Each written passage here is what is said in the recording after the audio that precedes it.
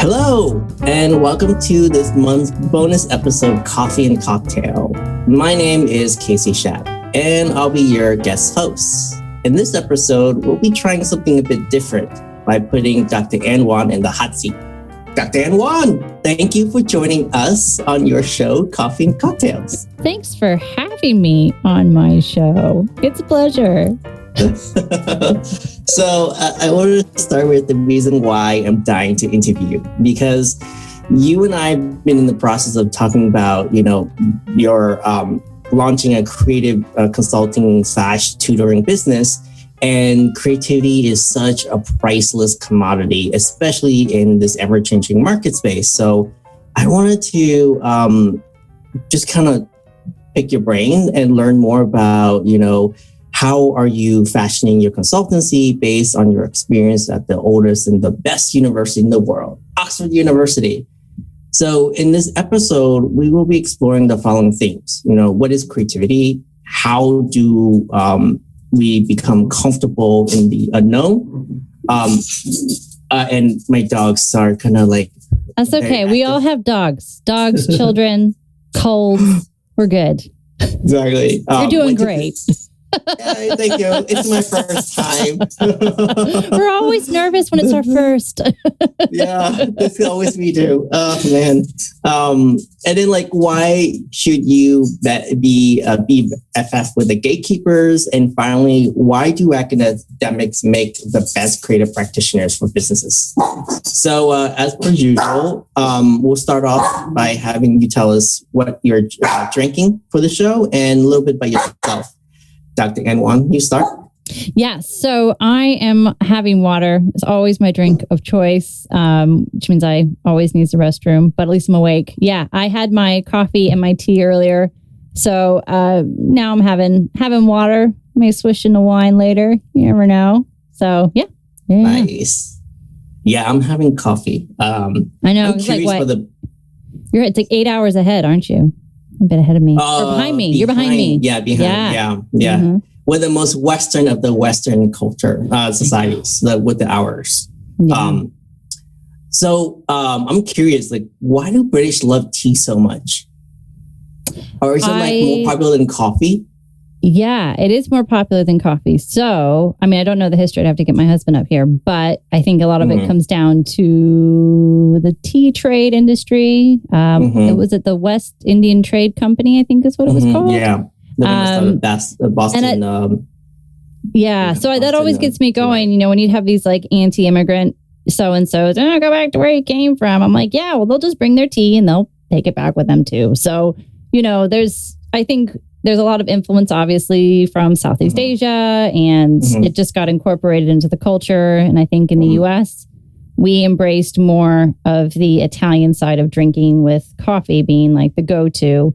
That is my normal drink of choice, is a really nice coffee, nice bitter coffee in the morning. So a little bit of lavazza. I'm such a bad Asian for asking this question, but I'm always confused when people say Southeast Asia. Do they mean India or Indo-China region area? So this is the thing, right? So growing up in the U.S., when somebody said Asia, I was like, oh, China.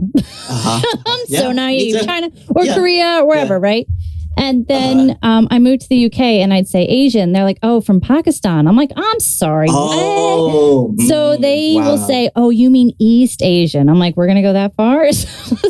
They distinguish themselves a bit more. And so I've had to kind of get used to that a bit, as Asia is a very large continent. So, okay, fair enough. East Asia, West Asia, however you want to call it. Yeah. Yeah, because they always lump India with the from Thailand, Vietnam, and Laos and Philippines. I think that's because of Southeast Asia region or something. Here it's normally Pakistan, Bangladesh, India, Nepal as well. Oh yeah. Okay. Got it. Yeah, there's also more countries involved in that, but general idea. Yeah. Yeah, it's interesting. So my background is both in academic and in business. And I can tell you from personal experience that, my academic training in social science has given me a huge edge in delivering creative audience insights and customer behaviors and looking at, research in terms of like what motivated people to do certain things. So, and in the end, I found in my experience that creative energy really comes from thinking outside the box. And the best way to prepare you to think outside the box is actually in academia. And I wanted to learn a little bit more about, comparing notes with you on your experience with, consulting organizations, businesses, and, mentoring students and your experience in coupled with my experience in audience intelligence and market research. So you start first and then I'll jump in. That's a huge question. It's like, could you just tell me about the world and then your experience with the world and then we'll go from seconds. There. Go on. Yeah. You got this. I will try my best. So yes, I think that academics don't give themselves enough credit for being creative. I think that you find people over time that fall into two camps. You find those that are like, the academic track is the track for me. And even though there are no jobs and there's lots of job precarity and sadness and everything else, I'm going to tunnel my way through because that's the only way I will be successful.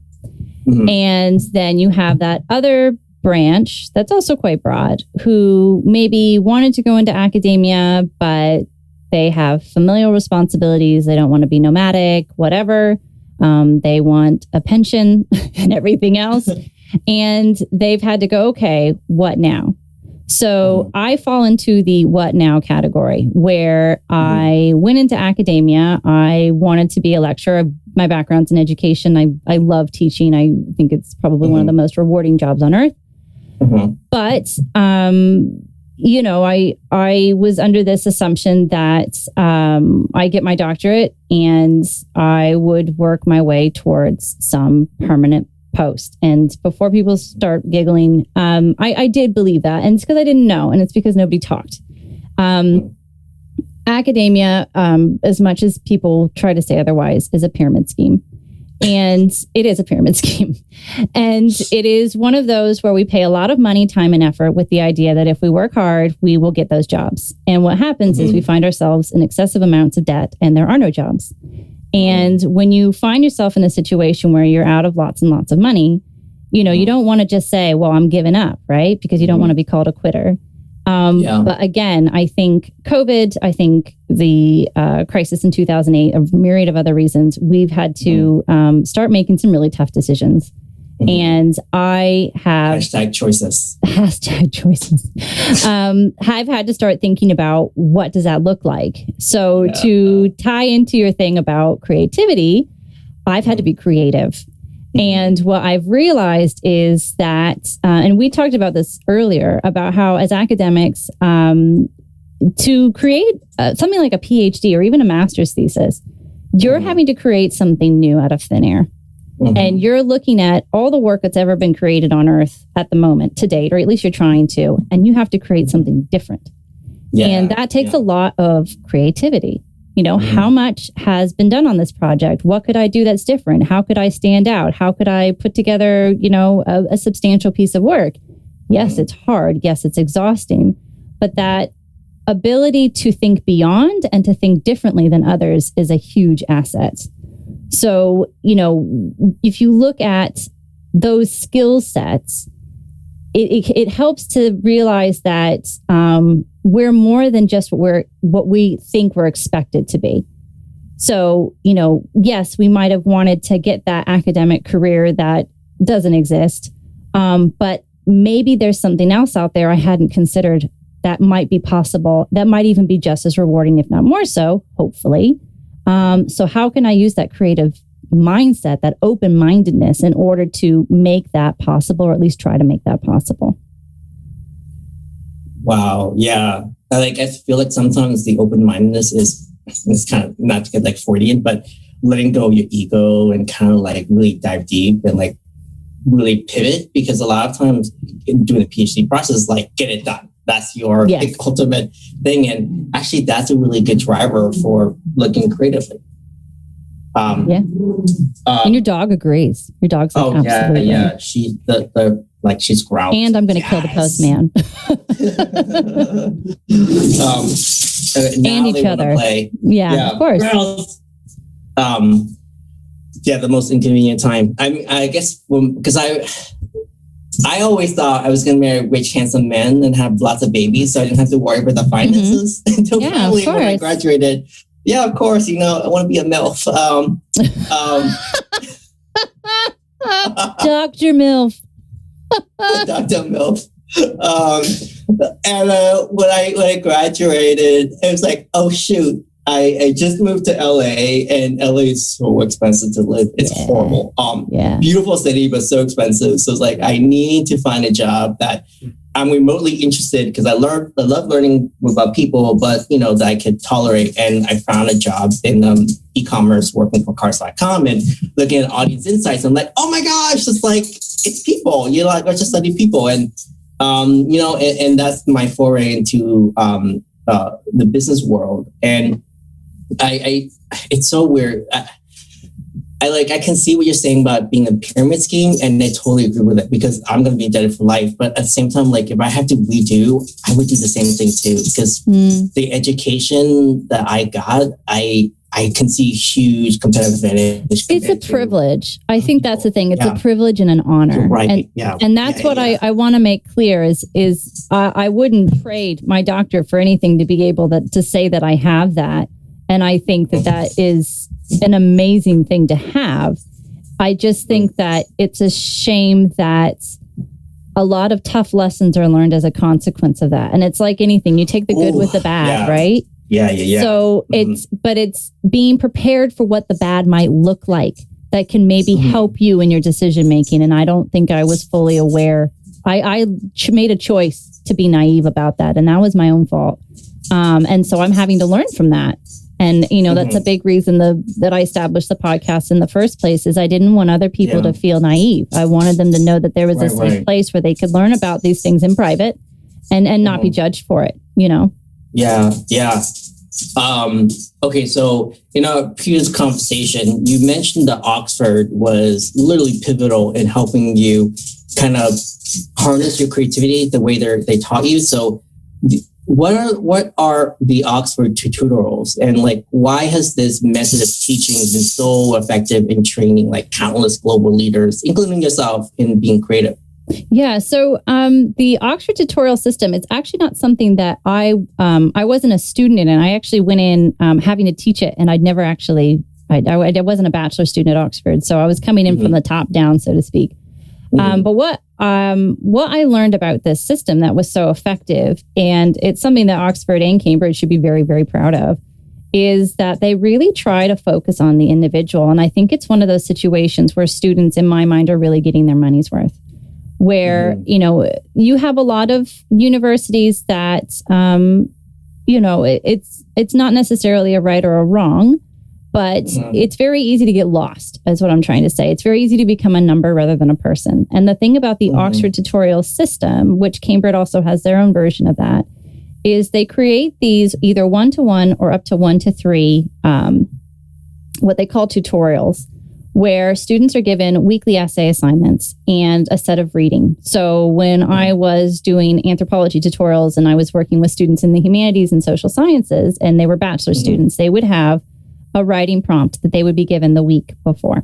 So in the US system, to give some of the listeners and viewers sort of an understanding, in the US, information many times is spoon-fed to students. So the professor will tell you what your reading is about before you actually read it, which means a lot of students just don't end up doing the readings. And they will say, here's the topic of this week. Let's say something light like Marxism. And they'll tell you everything you need to know about Marxism. And then they'll say, here are the readings on Marxism. And the students will go, I'll just study the PowerPoint. And they don't have to do that extra amount of work. In an Oxford tutorial system, they will say, they'll give you an essay question, and you might have to write 2,000 words. So that's anywhere from, 4 to 6 pages. Why was Marx so revolutionary to world leaders in the early part of the 19th or 20th century? And then they'll give you a reading of like 6 to 8 articles. And those articles each one might be anywhere from like 10 to 30 pages each. And you have 1 week to answer that question and write that essay. And they don't tell you what the answer is. You have to figure out the answer. You're the one that has to study and figure it out for yourself. And then the tutor will read the assignment, make some comments to see whether or not you're on the right track, whether or not you know how to use an argument, whether or not you know how to read academic text. And then they will spend that tutorial talking through how you came to that answer and have like an intense discussion, playing devil's advocate about, you said you thought Marxism was this, but this reader actually said it was that. So why did you come across the reading in a different way? And why was that your interpretation? So you're really causing the student to really think about how they came to those answers, why they might have come to those conclusions. And it puts them in the hot seat, but not in an aggressive sort of way. It's so that they can't hide. And being forced not to hide, they're being forced to actually have to think for themselves and be an individual thinker and researcher. And the whole point of going to Oxford is, you need to prove that we made the right choice. And so we're going to push you, but we're going to push you in a way so that when you finish, you're going to be so much stronger and so much more independent and such a better thinker than when you first started. And that's where I think the real power comes behind these tutorials. And it's the whole reason why people, myself included, I came out of the doctorate just feeling like, okay, there's inferiority complex, but flip me, like I'm a world expert. Like who would have thought? And it builds you up to that standard to go, well, maybe I can do that. And I think that's a good thing. Wow. What you were saying kind of got me thinking about, it was one of the jobs I had. It was my, like I just joined the company. It was one of the major projects that we're pitching to a client. And it was an internal meeting with like 40 of us. And my part was about how do we reconstruct and analyze the customer like audience. And so I was saying, and I was like presenting my method, and the head honcho, he jumped in the call. It's like, no, this is wrong. The client wouldn't like this. Why did we do this? And it was just like he's basically forcing me to defend my argument. And at that moment, like, oh my gosh, I feel so embarrassed. Like, oh crap! Like these are my new colleagues and my big bosses, and they're just telling me my method was wrong. So like I totally can relate to that part. So, but then I kind of said, okay, what is he really trying to say? And I know I'm right in what I'm saying. So like, how can I like articulate that? So I mean, that moment right on, because it was all about like, how do you, I don't say defend, but like, how do you make cases for your arguments? And so I went on a whole spiel about like my logic for why that happened and why the case might change the way of thinking, and it's kind of different. So how do we like pivot? And a lot of that happens in business too, because like a lot of times you have to provide the context for what you're thinking, and a lot of people don't think about the context. It's just like here it is. Here's a work. Here's insight, and that's it. And go with it.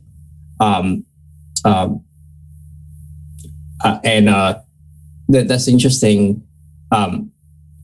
Do you think what happens if like you're wrong? Like how do you like guess like what happens if like your logic is faulty? Oh, my logic was faulty all the time.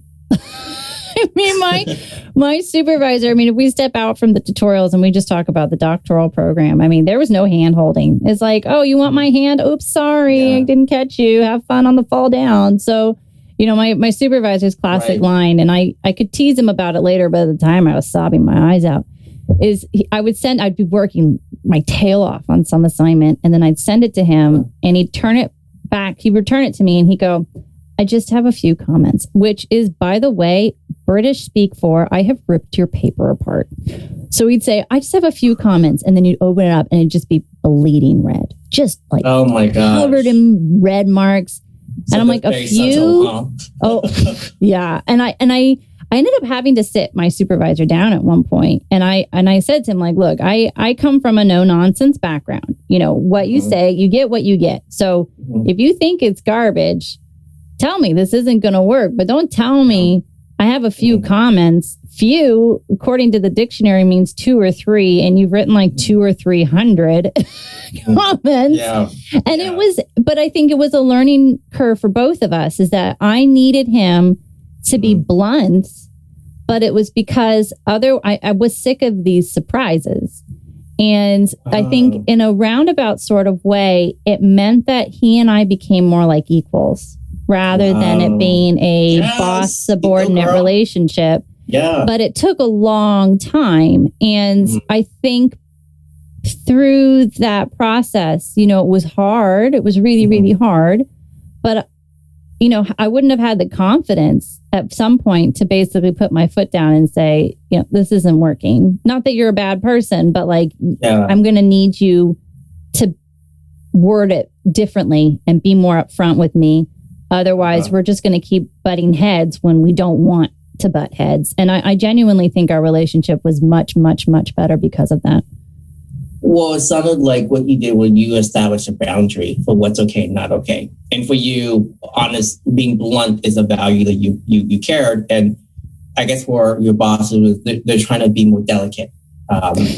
Yeah, but I think there's delicate and not telling the whole truth. And for me, it just felt like half truths. And I don't think that that's what he meant at all. I genuinely think he was trying to cushion the blow. But for me, it was like, come and sit on this nice soft chair. And then, by the way, there's 1,000 tacks on it underneath. So, I think it's like anything. When you develop a relationship with somebody in a work capacity, in a professional capacity, obviously you want to be respectful, but you want to make sure that you can be in a place where you can provide constructive feedback so that you can learn to work together as a team, as opposed to feeling like you're in constant conflict with each other. Yeah. I'm always curious what your experience were with the Brits, because they don't think like Americans, of course, and we don't think like them, but do you ever feel like you're inferior to your colleagues or your boss because, they're from Britain and you're from the US, or are there any like conflict in that regard in terms of like, oh, you're just an American, like you don't think like us, or like we invented education? No, I think in some respects I found that, I don't know, it's a big question. I think from an academic standpoint, there were a lot of things that I realized I was inferior in terms of my academic expectations, right? So I know one of the things we were going to talk about is kind of like the business that I'm creating. So I am creating a business. It's called the Oxford Method, and I am basing it on modified versions of Oxford-based tutorials that I use with my clients to help prepare them for university in the UK. So whether that's a semester abroad, whether that's because they actually want to go to university in the UK and they want to understand the expectations. But the reason behind this idea is I realized when I moved to the UK back in 2007, I was completely unprepared for what the expectations are. And what I realized is you're trained in the UK system to be an individual thinker and to think for yourself. And what I realized is that in my education experience is that I've been trained to think for the professor. So not for the professor, but I've been trained to write to the professor. So my whole upbringing didn't matter if you had an opinion, you needed to please your professor. So if you think that your professor is more left-leaning, then you need to write a paper that's more left-leaning. If you think your professor is more conservative, then you need to write a paper that's more conservative, because their opinion of you and your paper is going to dictate whether or not you get a good grade. So fast forward, and by the way, I didn't really have a lot of experience in writing anyway. My background is in elementary education, so I had to be, I was great at presenting in front of, groups of children and what have you, but I didn't have to write papers on it necessarily. And forget multiple choice, that's not even a thing in this country. So I went to Sussex University and I started taking this insanely intense master's course. And I found out that at the end of my 8 weeks, my first trimester, I had 2 weeks to write two 5,000 word papers in 4 weeks. And I had never written a paper longer than 1,000 words. And I was going to have to do research, and I was going to have to have opinions, and I was going to have to pick my own research topic. I'm like, what? And I remember being in class and being like, I don't even know what constitutes enough like reading for a paper that long. And so I asked in class, I said, well, how many articles should we read for a 5,000 word paper? And my professor scoffed at me and he just went 10. But it was like, how could you be so immature to ask a question like that? And I was relieved that he gave me a number I could work off of. But what I realized is that I was going up against a system that I just was not prepared for. And what I also learned is that one paper at the end of each course dictated what I got for that class. So there's no such thing as cumulative learning where, you don't get participation grades. If you show up for class or not, that's your business. You're a grown up. If you do a good presentation or a bad presentation, no one cares.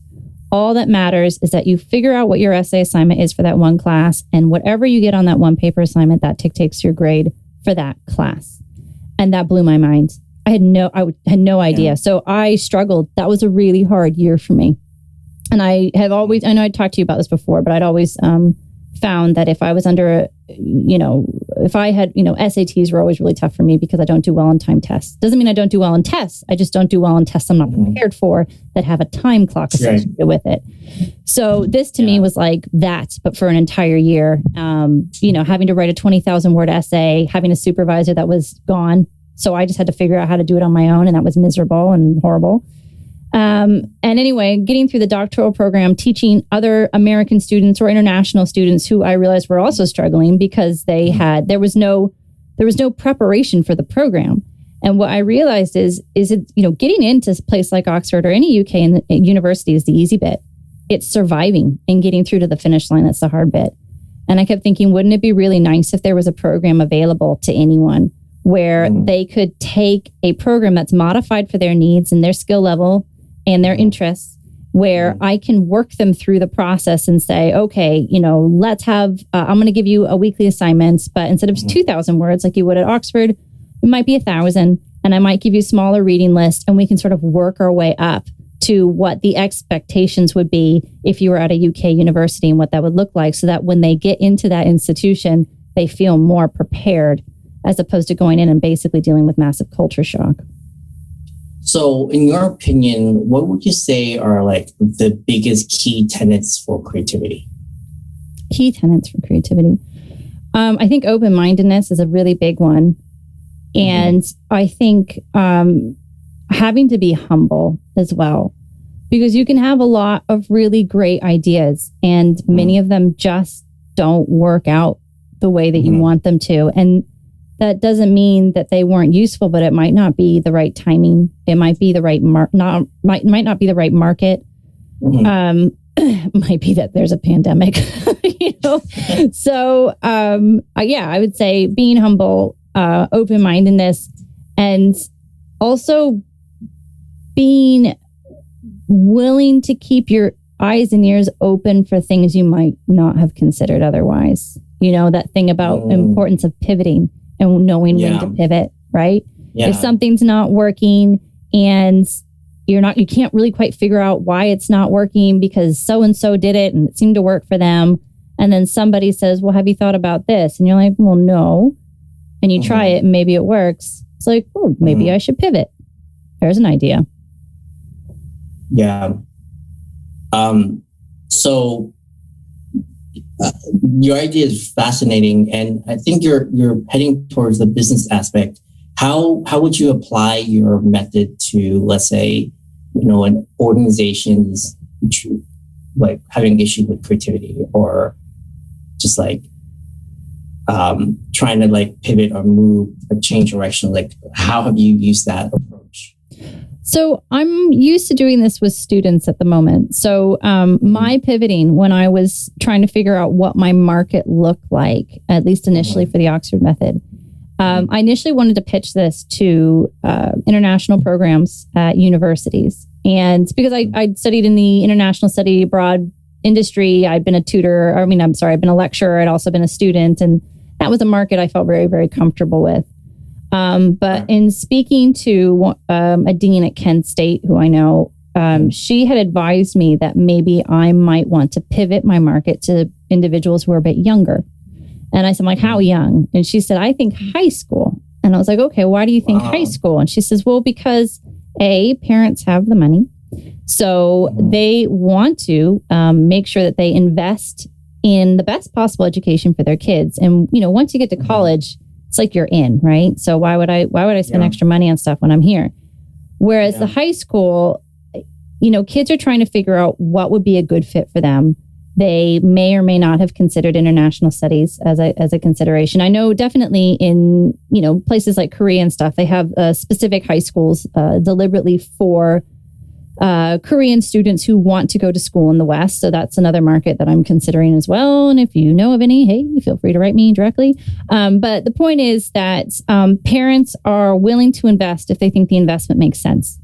And she said, if you're working with, think of it more like a university prep program where they obviously need to demonstrate the maturity and their ability to, follow through on assignments. But if you look at it from that lens, they're not that much younger than the clients you were considering before. But the other side of it as well is that I don't want to limit myself to that age bracket. If there are individuals like myself who did their bachelor's in the US and then they're thinking about maybe doing a master's in the UK, obviously I want to make sure that I reach out to those individuals as well. And in terms of the business side, I think what I would be interested in knowing is, what's not working. So what is it about the business aspect that is causing you to come up across these like roadblocks, so to speak? Are you used to, because I know you and I have talked about this quite a bit, is that in some business avenues, some business markets, and especially in politics, it's kind of like, tell me what I need to do so that I can get it done. And it's almost like, again, it's this idea of like, I just want the professor to tell me the answers so that I can get it done. And that might be okay if you need to turn around something quickly. But, what if the professor's wrong? Or what if, the method that they're using isn't working? Maybe it's up to you to like stand up and say, hey, have you guys thought about maybe doing this instead and seeing if that works? And I think that's where, the individuals in the social sciences can really be helpful, is that they can say, maybe we should look at things from a slightly different lens and give it a shot, as opposed to just sticking to the pro quo and hoping that it works out. So, that could be a possibility. Absolutely. I mean, that's the biggest challenge I run into in terms of like when we do creative research. It's like I'm running into barriers. People saying, "Oh, we've done the other way before. Why can't we stick to that? Because that works." And my thinking is always like, "Yeah, but it works for now. But don't you want to understand more and do better and be more effective?" But a lot of people don't. They really don't. That's the thing. They just say, "No, just let's just get this over with. It's Friday. I want to go home. I'm tired." Yeah, I get that. It's frustrating. How do you, I guess this goes back to your second course, like what's needed to have that mentality change shifted, or like what's the best way to go about, like when you hit a roadblock, something like that, where someone was like, no, I don't want to try anything new. This is what our client wanted in the past and we'll stick with it. Yeah, I mean, I've come across that to an extent where, and again, I have to base this on my experience working with university students and what have you, where I have to remind myself that what they're doing with me is not the only thing on their to-do list. They've got a ton of stuff on their plate. And so the fact that they're squeezing me in, I appreciate. And I want to make sure that they're getting the most out of it and they're getting their money's worth. I think that the best I can do, and this is where the tutoring business also turns into a consulting business as well, is I can be honest and I can say, you're more than welcome to do whatever you want to do. You're a grown up. It's your choice. But if you're asking for my opinion, which is what they would do, is I'd say, my experience and those of my colleagues have been X. And if you choose that this is what you want to do instead, don't be surprised if the end result isn't exactly what it was you were looking for. And that's really the best I can do. I can't change somebody. They have to be in a position to want to be open to change. Yeah. The questions I always ask for me and I present to them is, what if it's not either or, but what if it's a both? Like, how can we find a way to have both what you want and what I want, and do in a way that benefits both of us? I'm thinking in terms like business, because like a lot of times I find that it's fear that's driving the lack of creativity, or the fear of failure, or the fear that's like the same fear that manifests for me when I presented a new methodology and they're like, this is crap. I'm like, well, let's sit and let's think on it. But yeah. I mean, I can remember having a conversation with a family member, and I mean, it's just an example. And I was talking about kind of an ideology that I had issue with, and she got quite defensive. And what I was trying to get across was, I'm not saying that you're a bad person. I was talking about an ideology. I wasn't talking about you. But I think there are people who, if they identify with a certain ideology, they take it as a personal affront, rather than being able to step back and go, oh, I'd never thought of it that way. And, what can you do with people who like that? I mean, I think that's the thing that's really interesting about anthropology is, the whole point of the discipline is to make the weird normal and the normal weird. And so if I talk about history, for example, and I talk to a conservative relative and say something like, did you know that the Nazis were actually nationalists? They weren't actually socialists. They reappropriated the term socialism, but they were actually nationalists. And the US can be nationalist. And, isn't that interesting, right? Yeah. And then the response is, well, are you saying Americans are Nazis? I'm like, I didn't say Americans were Nazis. I just think it's interesting that even within the ideology that we grew up in, there are extremes. And that's what I think is interesting. And I think that in history, we pick and choose. So we, maybe hear the word socialist, not understanding actually they're not socialists. They just reappropriated it. We decide to label them as socialists because socialism is bad, and ignored what they actually were was an extreme form of nationalism. And, it's hard to have those conversations because you're just saying how it is. And you're saying, isn't that really fascinating? Like, wow, it's interesting. Isn't knowledge amazing? And it doesn't, in my case, it went down like a lead balloon.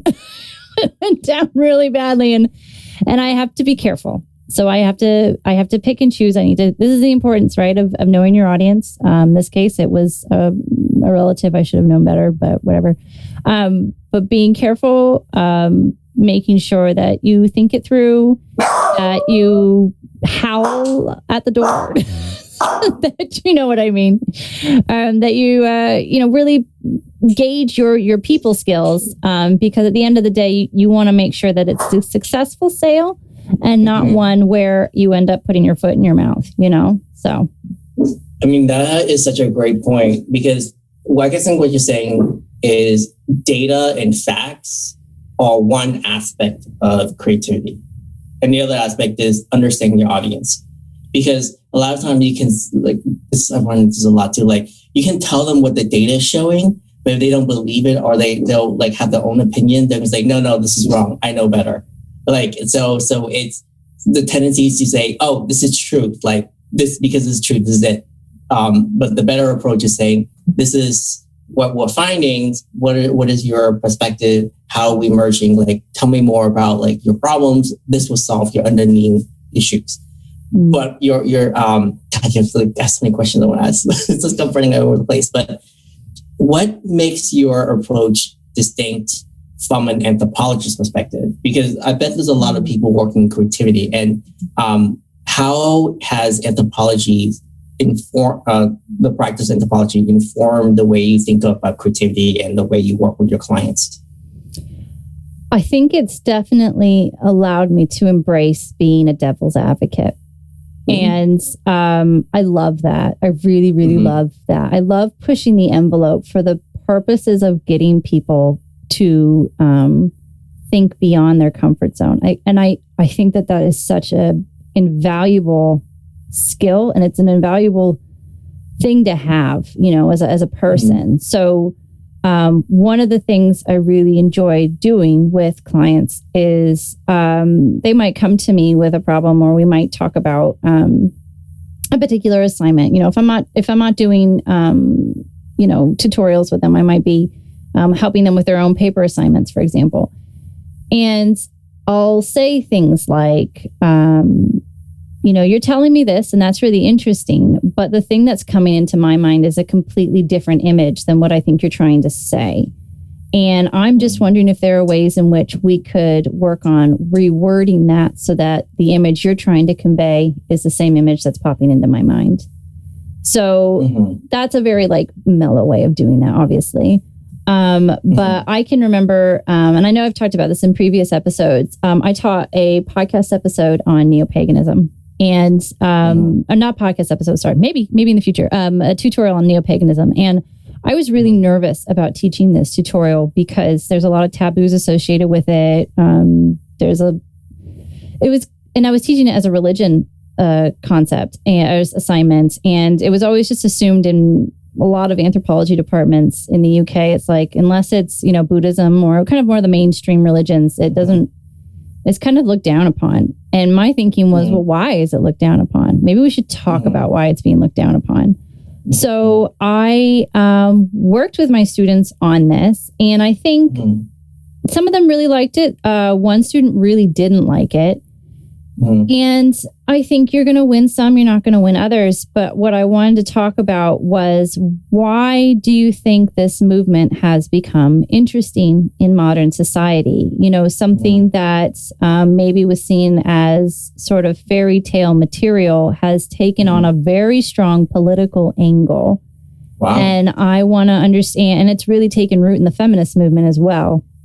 So why is something that's always been seen as sort of, pretend play for children now become something that actually has a very deep political agenda? And I think pushing it and spinning it in that way maybe allowed those with more of a political background to maybe approach it in a way that they're comfortable with, as opposed to being like, I can't believe we have to study this, And then those students that actually were more kind of, they like that sort of, I guess, subculture type thing. It allowed those that were a bit more artsy and those that are a bit more black and white to kind of come together, and at least we could have a discussion about it. And I thought that was a good way to try to cover my bases. Right. Wow. So do you think, I guess what you're last saying about being comfortable in the unfamiliar or the unknown as being part of the creative exploration. Can you explain a little bit more about why that's so important? Especially what we were teaching about how, looking at paganism from a new perspective that a lot of people feel uncomfortable about talking or exploring. I think for me, that there are two types of people. There are those who, if they aren't familiar with something, they tend to shy away from it.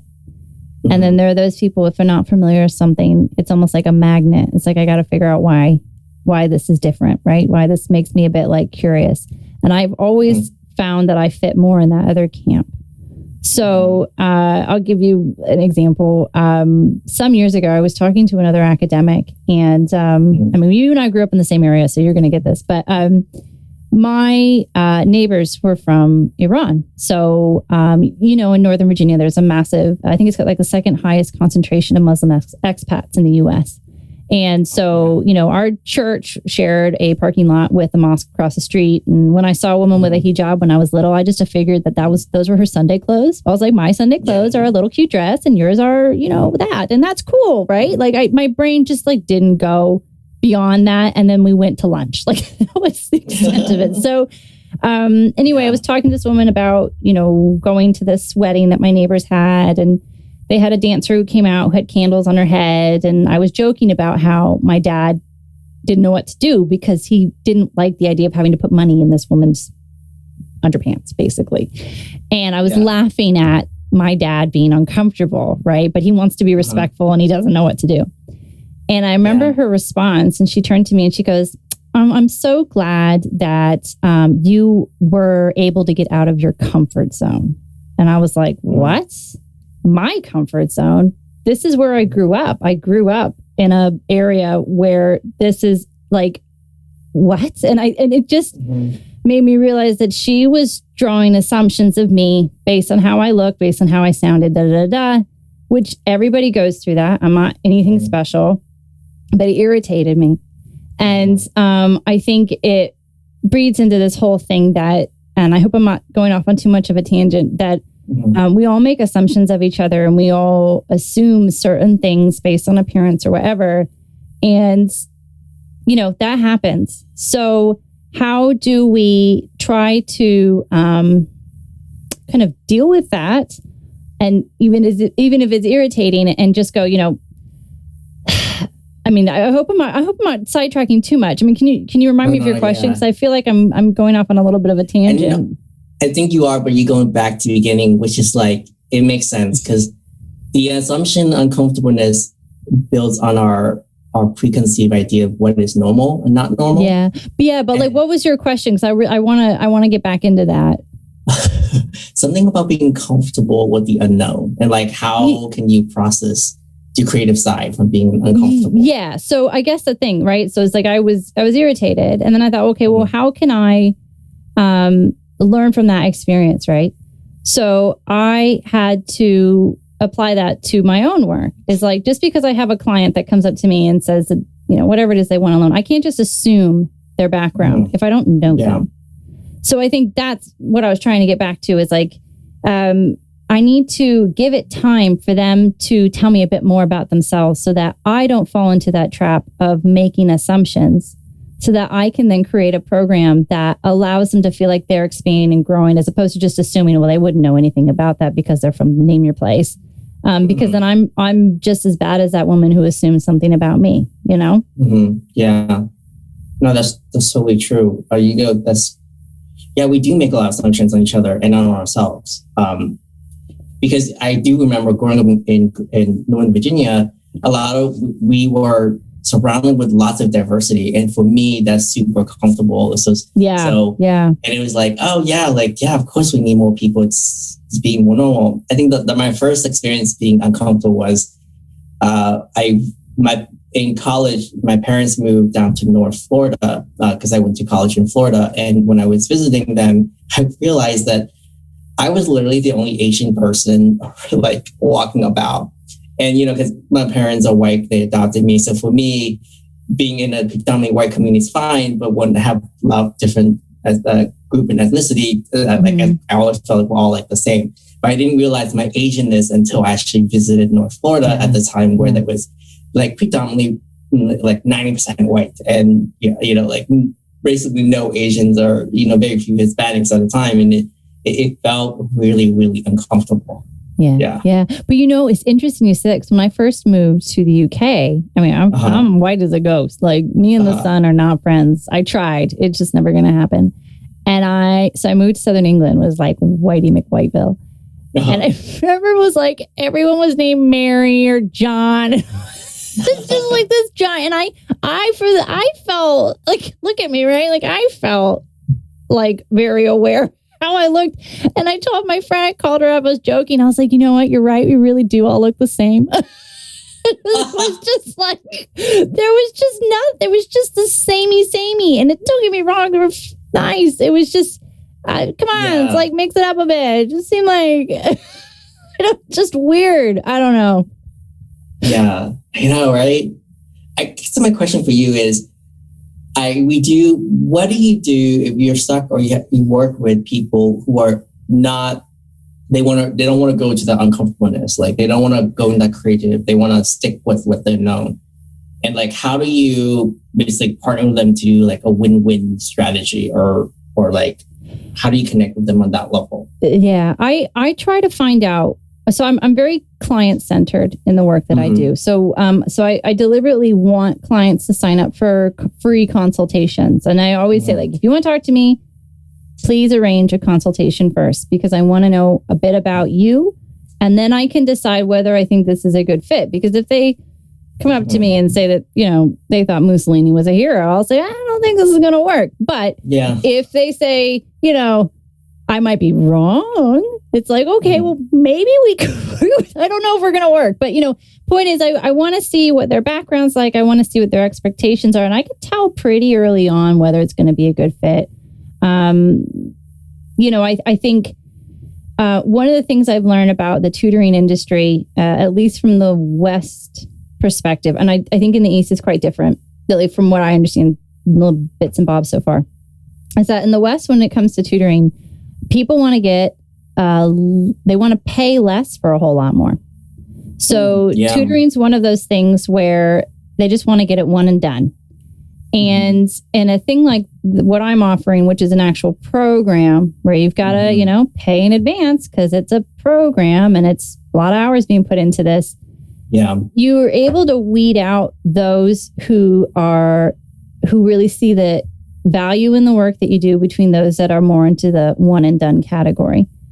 So in some respects, it kind of solves itself. When you say this is the program that I offer, these are the expectations, my terms and conditions say that, you're going to need to show up to all of your appointments because these are appointments. This is not just, I felt like showing up one day and now I don't feel like it anymore. So when you put it in that perspective, you learn really quickly who's committed and who's not committed. And so in a weird sort of way, you don't end up, at least so far, I haven't had to deal with that yet. So fingers crossed, obviously. Because I do psychic, I help students get their PhDs. That's my fun because, and I come across that too in clients where there are like two types. Those who put the money where the mouth is, so they invest. And those who try to negotiate for a cheaper deal. And for the longest time, I was like, okay, I'll work with, I'll negotiate with those who ask for less. But the one thing that I noticed about my experience doing that is when they put a discount into your service, they treat you as a discount and they don't really value your work the way that you become your value. And I end up doing triple the workload. And I get zero return in kind of emotional investment from that.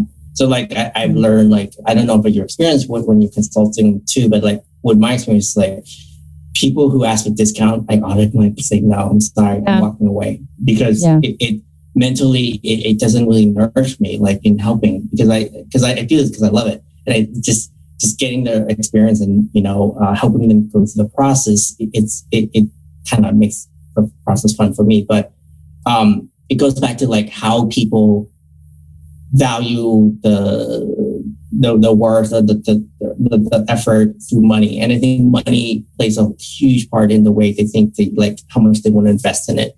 I don't know, that's kind of tangent, but what we were saying kind of made me think of that. Yeah, no, and I think money is an important aspect. I mean, when I've been thinking about what does my market look like, I tested out a few things. I went on Craigslist and things that I knew weren't going to cost me anything. It wasn't even going to cost me any time. And I learned pretty quickly what I anticipated. I was hoping I'd be wrong, but I wasn't. That people are looking for a quick fix and a quick fix at a very cheap price. And couldn't quite grasp their head why a PhD from Oxford with years of experience would require 5 times what they're asking for. And I'm not saying that I'm charging crazy amounts. I'm actually charging quite reasonable amounts, but they're looking for babysitter prices. So I'm not a babysitter. So that's why I won't be charging. I'll be charging more than that. So those kind of play into it as well in terms of understanding what you're worth and what your base minimum is and being comfortable with saying this isn't going to work. And I think it's hard when you're starting a business because you want to get, money's money and you want to get whatever business you can get. But sometimes no business is better than bad business. So, I want to wrap this up by asking, the question that I really thought about, what would be your advice for someone who is going through this pandemic? They're about to go to pick a college or deciding maybe not pick a college. We talked earlier about how college could be a pyramid scheme. And it's kind of damn if you do and damn if you don't, because you definitely need a college degree. Yeah. And I think I need to be careful. I don't want to cut you off. I don't think university is necessarily a pyramid scheme in that sense. I think I think that the pricing in the US is extortionate, and no teenager should ever be in that kind of debt. I think that is criminal, and I stand by that. But that's a bit different than those that are maybe going down the PhD route and thinking that there's going to be all of these opportunities in academia. And in fact, there unfortunately just isn't. There isn't the funding, and that's just the reality of it. Yeah, I think even with an undergraduate degree today, I think the latest figure is like $40,000 in debt for a bachelor's degree, which is insane. At least. But it's kind of like they're in this precarious position where they need the education, but that education basically like a lifetime of servitude to the student loans and everything. So, like, what would be your advice for someone who is in that position, or like deciding what they want to do, or how are they thinking about college? You run into that a lot of times in what you do, but like, what would be your primary advice for something like that? Oh, that's a good question. If I was talking with a potential or a client and they were concerned about finances, which FYI, very important. Well, there's a myriad of things you could do. And I'm going to plug my friend here, Abigail Selden, who runs she used to run a company or an app called College Abacus that deals with sort of finances and how much do university fees cost. And there's a myriad of widgets out there right now that provide that from the US side.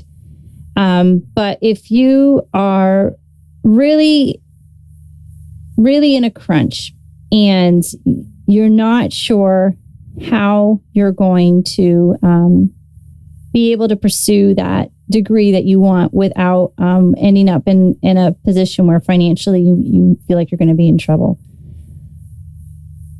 I definitely talk to as many people as you can. There's 100 ways to skin a cat, right? So you could easily go to university in Europe, for example, in Scandinavian countries, where you can get an amazing education in Norway and Sweden. And from what I understand, the fees are practically free in some places, and you just have to pay for your accommodation and your books. So, my friend did that for her master's, and, from her perspective, she was debt free in dealing with her master's. She obviously still had to pay for her bachelor's in the US. So, some people go to university in Germany where, education is subsidized. So consider those options. It shouldn't rule out just because it's not within your country. Plenty of people in other countries are comfortable going abroad. So why can't you be that person? There are instances where people, at least in the US side, they might go to junior colleges for a couple of years and then they get their AA, and then maybe they might go to university for the second 2 years. But the point is, be willing to expand your horizons as much as possible. Obviously, there's that fear for the US market where students are concerned that if they get a degree from outside the US, that it won't be accepted in the job market when they return. That might be the case. That might not be the case, but that's why it's so important to do your homework. Look at other individuals who maybe, LinkedIn is a great source, other individuals who maybe got their degrees from other universities, and then see if you can find a way to talk to them and see how their degrees may be transferred over. But the point is that you don't have to, just because everybody else is doing it doesn't mean that you have to do it. I think that's really what it boils down to. Just because everybody else robs a bank doesn't mean you need to rob a bank. You need that degree. You need to get that education. That is what needs to be done. But see what other options might be available to you that you wouldn't have considered otherwise. See what other funding opportunities might be available because you're international. I mean, I think that's what I'm saying is just do your homework and have a clear idea of, okay, what are the numbers going to look like when I leave? What is the interest rate going to be like? Because that's the other thing with some people when they finish their degrees in the US, the interest rates were like 7 or 8%, which is absurd. Yeah. So, keep those things in mind as well. And revisit it, take time where you can, and don't be afraid to take some time off. That's the other thing. My husband took some time off before he did his bachelor's degree, and he didn't do his undergrad until he was at least 23, but it's because he wanted to do it for the right reasons as opposed to doing it because he felt like he had to. And so when he did go in for his bachelor's, he'd had about 6 years to figure it out. And he ended up getting a job in the field he wanted because he'd waited. So, don't be afraid to be different, I guess is what I'm trying to say. think like the saying in US, like there are many ways to skin a cat. So yeah, and it's true. I think that there's no one direct route to get what you need. And even a PhD in business, not a lot of people care about your degree. They just care like how you can help them or like what your skill set. They care about your experience. And that's the other thing I noticed with a doctorate is that I finished and I had all this teaching experience and it was incredibly great. It was good, right? But the industries I was applying for weren't looking for people with teaching experience. So they were like, okay, you've got teaching experience, but you don't have experience in name your thing. You've just been in school forever. You're a professional student. And that was also another thing to keep in mind is if you do continue with your education, think about how you can also build up your work portfolio at the same time.